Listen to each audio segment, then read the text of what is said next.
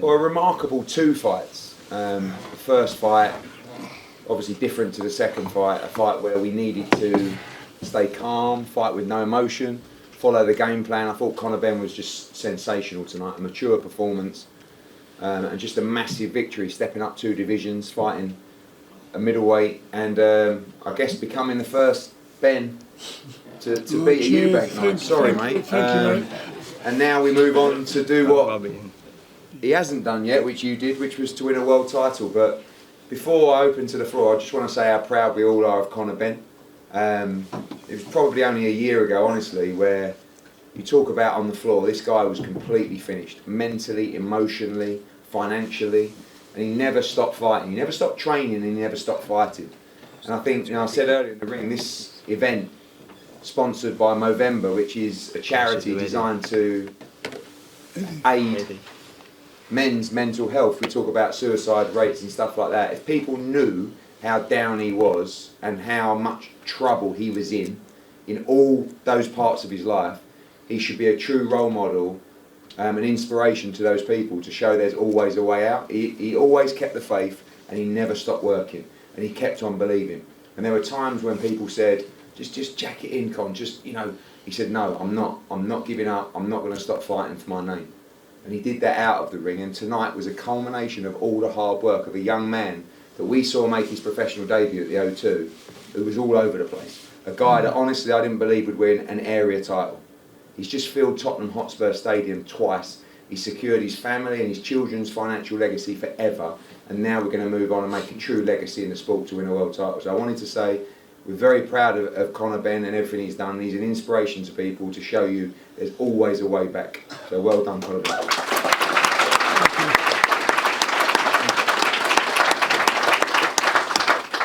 Questions to the floor? Yeah. Hold on, sorry, we're going to do a mic.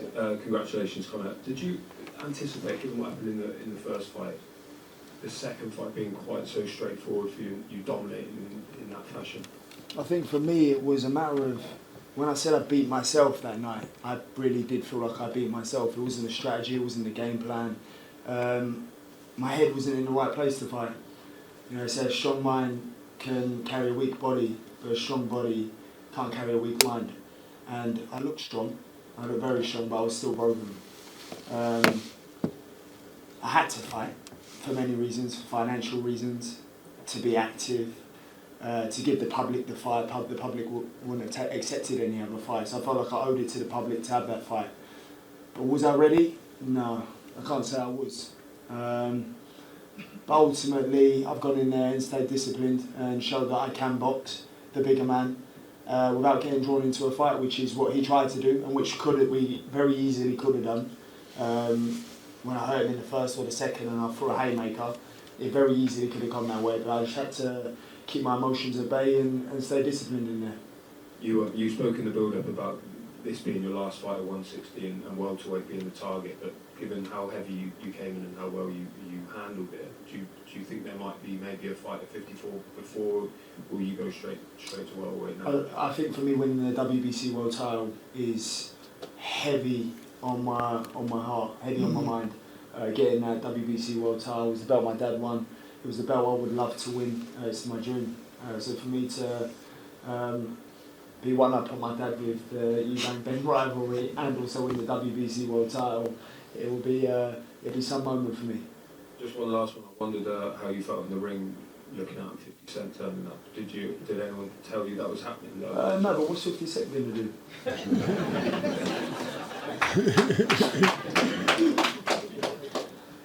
A contrast of emotions. Only a few months ago you were obviously very down after the first fight.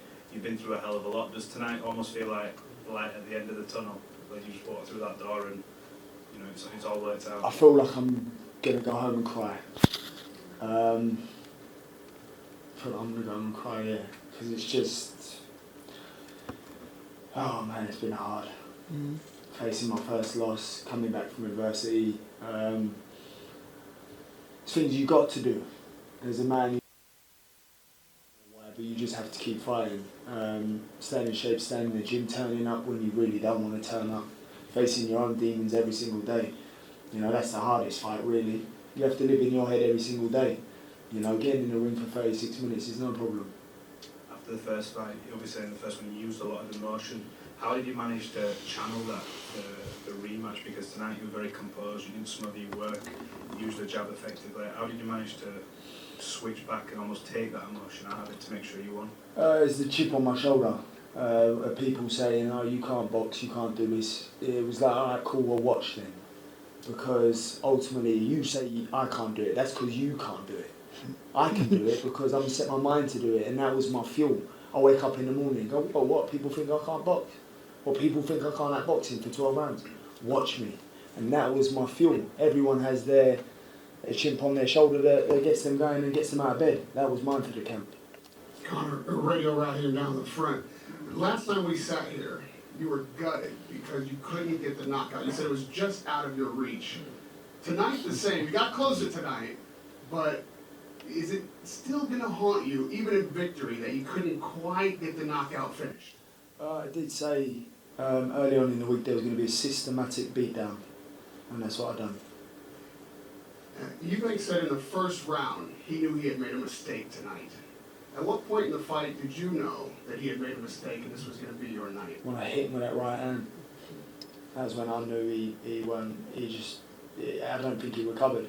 Because the body shot through in there early on, and I just targeted the body early on, stiff jabs to the body, the rights to the right hooks to the body, the straight right hand to the body. It broke him down. And that was my strategy going in and staying disciplined. You were right, you took his soul in the first one. You were shouting something to him at the end of that round. What were you saying? I was just saying, it's easy work. Is that all you got? But it was easy work. But the fight could have easily been the same fight if I hadn't been disciplined. There was moments in that fight I was like, well, you want to go? Well, let's have it then. And it's hard for me to sort of tone it down because I'm that character, I'm that guy in my head. So for me, it really is just me fighting myself in there and being disciplined. And I felt like it put a lot of pressure from my team, as in Tony and my dad, and to get it right. Because you can't get it right for 8 weeks and then not get it right fight night. Like, you'd be a mug. You know, so for me it was like, I really wanted to do Tony proud because he knows I can do it. But you can't do it until you've done it. I done it. And last one from me. Obviously it's tied now. Is there any appetite? Done. Is there any appetite whatsoever? Done. I don't know how long I can make 1474. So for me, I mean, listen, money always talks, doesn't it? But for me, for my personal reasons, how much money do you need? So for me, it's let me get that world title, and for me that would be a box ticked. Mm. Thank you. Conor, congratulations. Nigel, I had a question for you. You've been honest in the past about wanting more from Conor, but tonight he took a huge step forward and did brilliantly. How proud are you to be Conor Benn's dad? And how are you going to deal with all the jokes at home now? You're trying to make us cry up here now. Oh my gosh, I've got a knot in my stomach. But thank you for that, because this actually, I don't know if Conor knows, but this is actually my last training camp. I won't be coming over no more. I've been spending like sometimes 6 to 8 months of the year here. I can't do it no more. I've got 3 lovely kids in Australia that need me. I've got a lovely wife who stood by me through thick and thin, and me and my wife are on the other side of the clock now. And I need to spend quality time with my wife and my little boy Levi. I spent 10 years with Conor. Does that mean I'm bringing you all over then? No, you're not. No, you're not. I spent 10 years with Tony and Conor, helping him get to where he is today. And now I've got a lovely little boy, Levi, who wants to be a professional footballer. And now I've got to start working on his mindset. Conor's in good hands, got Tony, Lee, Pedro, Dan, Justin, Kaleem. He's got an unbelievable team and a lovely wife as well, Vic. And so I'm leaving him in good hands, but I've got to spend my time with my wife, who stood by me through thick and thin and loved me through everything that I went through. And I thank you, Caroline, because you actually made me the man that I am today. Without you, I don't even know I'd be here. Oh. So, thank you. But Nigel, you just got a six-pack back. And she wants me to keep it for her. Conor, what does it actually mean to you personally and for your dad to win this battle and win it for the Benn family? Do you know what? I'd say it would be on par with winning the world title for me, winning tonight. It meant a lot to me. I think 3 years of my career, this has been the fight. Family feud, it's generational, it's never been done before in history, so to forever have that win means a lot to me, and it will forever be cemented in history.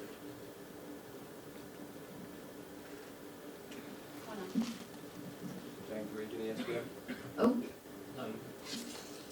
Rachel Rose talking, Eubank Boxing. Conor, it's lovely to see you because obviously last time I saw you was in this room a few months ago, and it's wonderful to see you with a big smile on your face and with the victory. I felt quite emotional seeing you all in the ring because it just was very evident how much it meant to everybody up there, not just the family. And you spoke very honestly in the lead up to the last fight about loss being the thing you feared the most. And then you actually faced that fear and you tackled that demon, and it felt like that made you lighter almost, that you didn't have that fear anymore. Did you feel like that was apparent in this fight, that you didn't have to worry about that anymore? I don't know, because it depends what you're fueled by. For me, I'm fueled by fear of losing. I'm fueled by fear of not being a winner. That's what gets me going.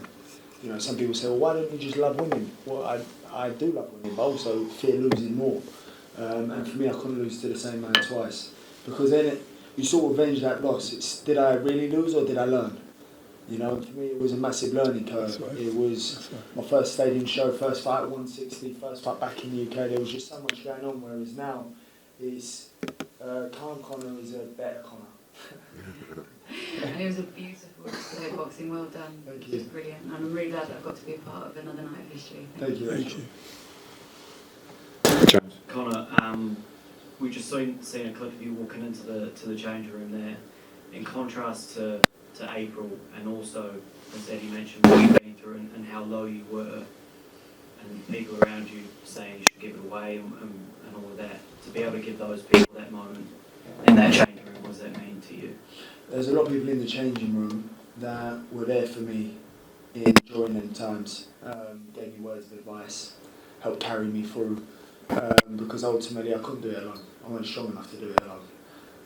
I had good support people around me, gave me wisdom, and helped carry the load. So for me, everyone in that room, the win's for them. The win's for every single one of us. Because when I was down, we was all down. And when I'm up, we're all up. I will be the man I am, I will be the fighter I am, I wouldn't be who I am without my team. I left my family in Australia, so the team that I've built around me now is from day dot. Ain't no one new here. This is 10 years of team, same team, through and through. No change. So for me it's loyalty to them and appreciation to them, and ultimately I work as hard as I do to repay them for supporting me through the past 2-3 years. Just, Eddie, how close is that world title fight, do you think?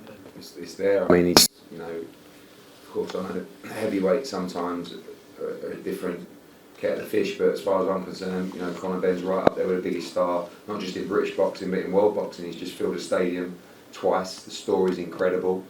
And,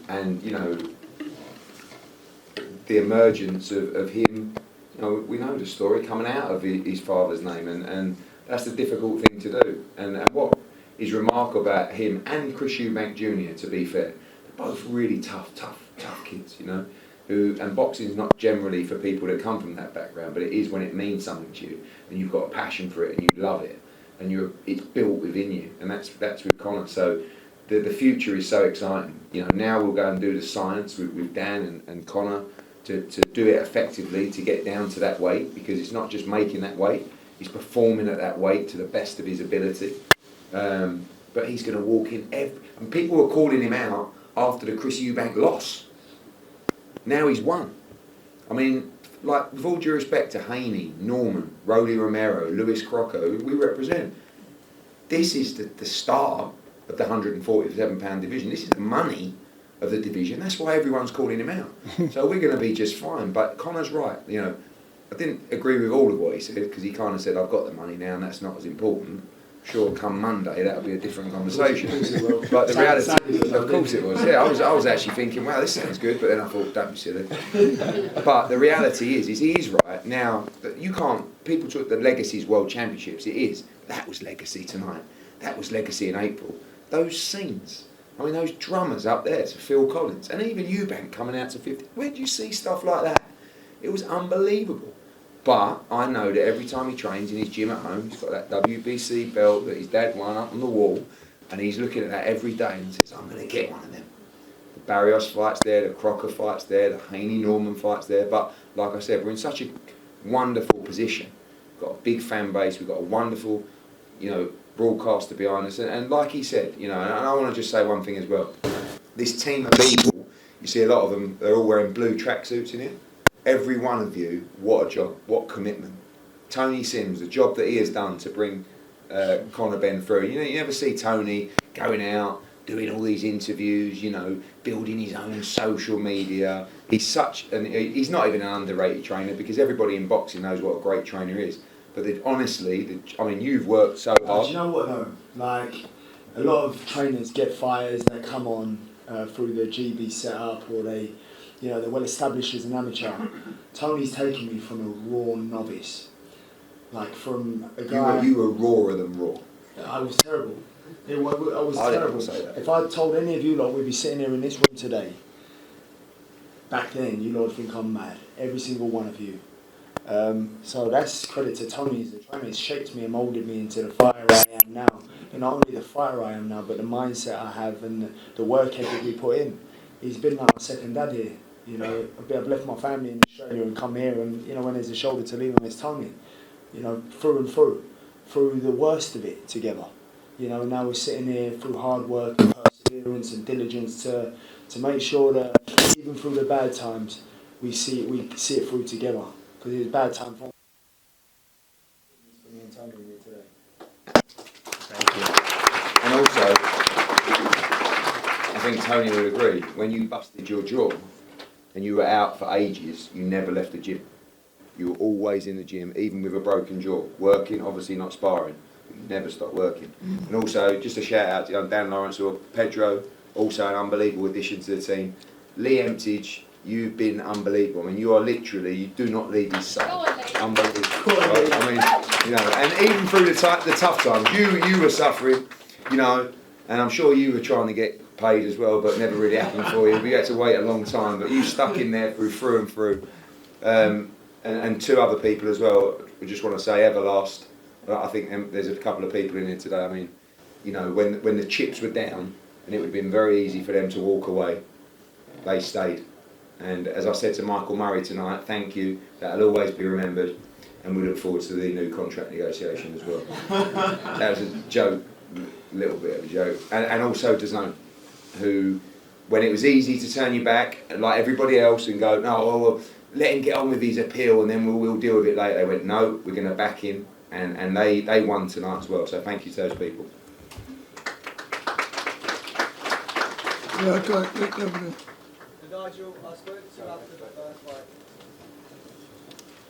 I'll address this to Conor, but Nigel, I spoke to you after the first fight in April, and I said, how can Conor become bigger and better? In the same way you did against Eubank Jnr. all those years ago. I know many people thought you got the win. He did just that tonight, was bigger, was better. So Conor, this one goes to you, but Nigel, feel free to jump in. How good does that feel? Yeah, it feels great, mate. It feels great. There's not really much more I can say. I don't still feel like it's sunk in. I'm still like going through it. Do you know what I mean? But I feel like we're done now. I can breathe. Like, this has been like 3 years of my life hearing Ben Eubank Ben every single day. So for me to sit here and go, yeah, it's done, and I've ended it on a win. That chapter closed. Let's just move on now. Conor, congratulations with the win. Would you say the experiences from the first fight allowed you to perform as well as you did tonight? Yeah, do you know what? If I had performed exactly the same and done the same thing first time around, I would have classified the first fight as a loss. I would have gone, well, what did you learn? What's the whole point here? If you don't adapt and you don't change, you don't grow. So you have to go through things in life, sometimes take a loss, sometimes go through a bit of adversity. It's where you find out about yourself and who you are. Can you change? Can you adapt? Can you grow? Can you get better? And for me, that was a big thing in my head. It was a big theme in my camp to do better. Just do better. That's it. Just do better. And that was what kept driving me as well. And Tony, you said in the week that if Conor made those adaptations to his game, he'd have won the fight. I mean, fair to say he made those corrections tonight. Yeah, like you say, I said at the press conference, he had to adapt. He had to stick to the game plan. He worked hard in the gym to make them different changes in the way he's going to fight. And I said all along, if he does that, he'll win the fight convincingly, and he did win the fight convincingly. And I'm very proud of him that he stuck to the game plan, and he boxed so well, and he nearly ended it in that 12th round. If there was a little bit more time, it would have been over and done with. But yeah, I'm very proud of the way he boxed. And like I was saying earlier, he's as a coach, it's not always easy when you've got a 147 fighter and you're putting him in with a 160 fighter. It's you know, it's very hard to develop the 160 power when you're a 147 fighter. But I think he showed tonight that he adapted really well. And the aim now is to drop to 147 and capture the world title and emulate what Nigel done. Hi Conor, in the middle here. First of all, congratulations. We saw you smiling from ear to ear when Eddie mentioned at the start that you've secured not only your future for life, but your family's future for life, in the words of Eddie. Can you talk a little bit about what that means to you? It means my kids' ain't got to worry. That's what it means. I mean, ultimately, my kids are set for life, and their kids. I think it's every dad's dream and goal to give your kids a better life. And for me, I wanted to give my kids no less than my parents gave me, which was a privileged upbringing. And I brought my kids into the world. It's only right I do right by them and give them the best of everything I can. So when he said that, it's like, yeah, being a dad completed it, mate. Great, and just a final one for me. Eddie, we know you've had your back and forth with Chris Eubank Jr. this week. He was very gracious in defeat tonight. Did you expect that from him? Yeah, I think that he's, as part of him is building the fight, part of him is just something that we're never going to get on with personally, and that's fine. But you have to respect him. He's a very, very tough young man, and he's a very good fighter as well. And I said coming into this fight, I just believe that could be his last fight tonight, and who knows what the future holds. But Conor was right in that, the performance tonight was unbelievable. It didn't matter if Eubank was better tonight, we were still winning the fight. But that first fight, when you go through a fight like that, it can change you forever. But it didn't change Conor Benn, it just made him better. Because he's young, he's hungry, and he's got another 5, 6, 7 years in the game. That's the reality. So, all the respect in the world for him. And look at the 12th round, he was gone. He couldn't, and he kept getting up. He got up twice when he didn't need to get up, and he was determined to get up. So, good luck for him, good luck in his life, and thank you.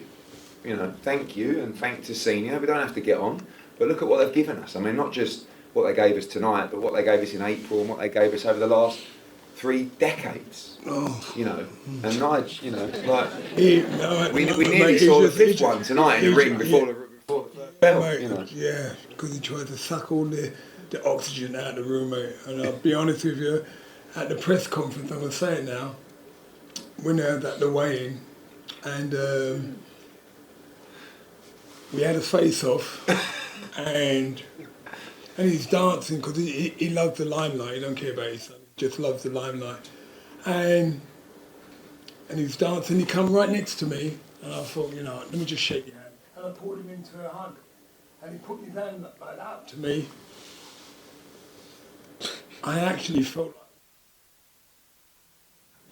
So when he tried to shake my hand tonight, I thought, I ain't playing your games, mate. I ain't playing your games. And I thought to myself, no, I don't even think I'll speak to him again because I find he's the right prat, he's an idiot. He tries to quote scripture and all that, he don't even know what he's talking about, he didn't even know what a frigging harlot was, and he's talking about himself, you know what I mean?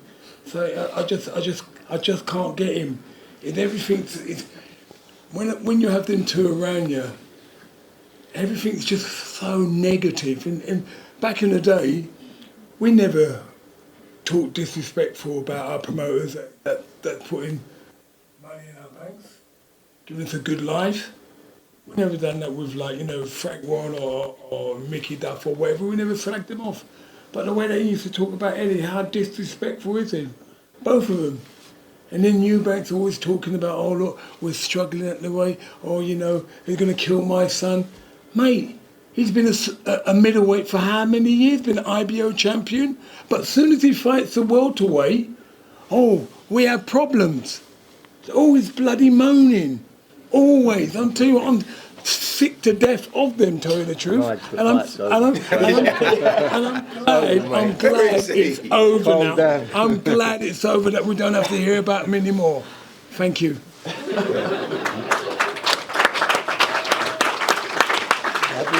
I'm happy now. Got it off my chest. Gunman, come on, Gunman, what you got for us? Boxing channel in the UK. We are here. This is a question for Conor. We are in the Spurs stadium. A lot of fight fans felt that Chris Eubank Jr. was like Spurs tonight. He didn't turn up. Should he retire? I mean, he's got more important things to worry about. He's won in life with getting his twin boys. So, you know, if I was him, I would look at boxing, see what reasons he's boxing for, because ultimately he's a dad of two now. So, you know, that's always a priority. And yeah, I think he should obviously look. It's not down to me to say should he retire, should he not retire. That's between him and his team. But he's got bigger things like life happening right now. Father Time is unbeaten, and you were peppering him like a sirloin steak at times. Good on you, mate. Like, can you genuinely see him fighting again? I can see him having a rematch again. It's not going to happen. Rematch, but ultimately, I think we should just let it lie now. Like, just let it lie. We've done what we had to do. We sold our stadium twice. It done what it said it was going to do on the tip. You know, so let's just call it a day now. I only fight the managers their last fight anyway, so. Pick up yourself, bless up. Thank you. Yeah. Right, guys, I think we're going to have one more there. We'll finish. Oh, go on, last one, go on. Yeah, just a final one for Conor. In terms of what is next for you in your career, you know, you've reached a stage where you've been through a lot of hardship and also a lot to look forward to. At that 147 division, what do you think the sort of the mindset is going to be going into these next few fights? You know, you have to go through a lot of things to get back down to that weight, of course. How do you think you're going to manage that, and how do you see that going? Yeah, I mean, it's going to be hard, of course, making 147. I've not made 147. I made 152 a couple of years ago. I've not had to make championship weight 147 for a while. So yeah, it's going to be challenging, but ultimately it's what we do, you know. But I won't be posting videos of me in a sauna blanket. And on that note, big round of applause for Conor Benn. Unbelievable performance. Thank you to everybody for your support. Hope you enjoyed the two fights. Have a great rest. We'll see you in Riyadh.